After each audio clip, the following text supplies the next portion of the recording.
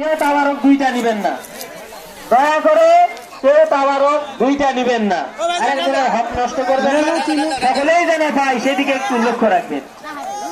জীবনে অন্তিম কালে আজরাইল আসিয়া, জীবনের অন্তিম কালে আজরাইল আসিয়া, সোনার জীবন যাইবে লইয়া, মায়ার জীবন যাইবে লইয়া।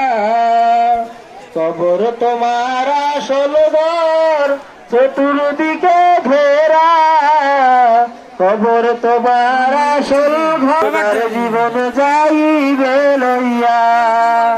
জীবনের অন্তিম কালে আজরাইল, দয়া করে যারা বসে আছে তাদেরকে আগে তাবারক দিবেন, যারা বসে আছে তাদেরকে আগে তাবারক দিবেন,